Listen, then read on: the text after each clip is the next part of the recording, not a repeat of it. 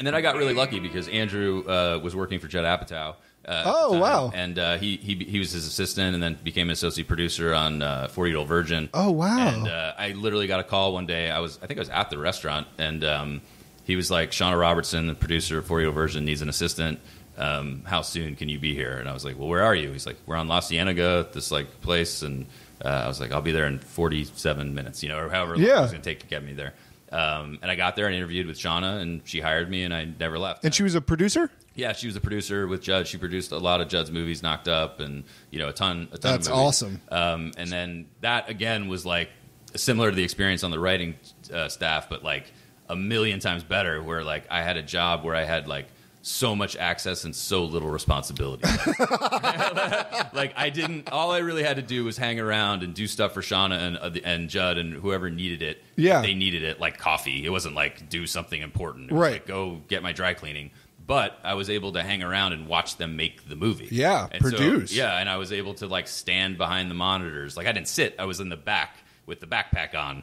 And I was able to watch Judd talk to the actors. That's amazing. I was able to see Seth, writing the jokes and telling Judd, and able to see Steve Carell and Judd figuring out how to make the movie. And it was just like the most informative. I mean, I still think to this day probably the most informative learning experience I've had because I got to see these people that were obviously super talented and very, very nice and friendly and fun making this movie with just like so much joy and so much passion, and so it was like, oh yeah, this is the way that they do it. Like you can do it and still have a really good time and still be really nice to each other. And I'd never worked on a movie before, so I had no frame of reference, obviously. But like, I'm watching the movie every day and them shooting it, and like I remember talking to Andrew after one day. I'm like, we're like, is this the greatest movie ever made? Like, is this going to be the funniest movie ever made? And it was. Yeah. Like, that's the thing is, like, I think a lot, and this happened since then, where when you're on set, things just seem so funny, and then when it all cuts together, it's just not, or it's funny, but not as funny, or something work.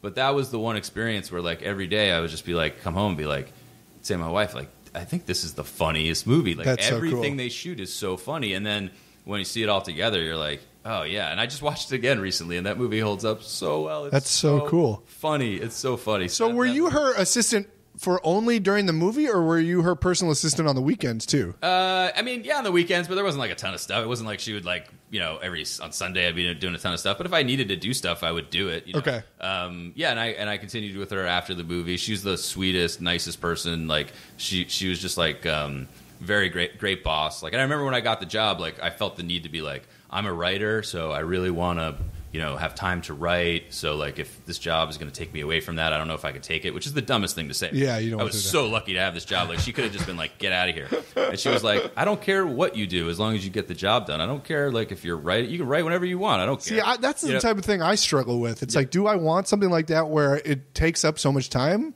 or not? Well, it's different for acting and writing. It's tough. I mean, that was like the perfect job because it's like it's not like working at an office, right? And then you're trying to go home and write, right? You're around all the people that are doing the job that you want. Yeah, so you're like getting ideas and you're seeing how they work through the problems, and then you're able to kind of like use some of that on your own, in your own stuff,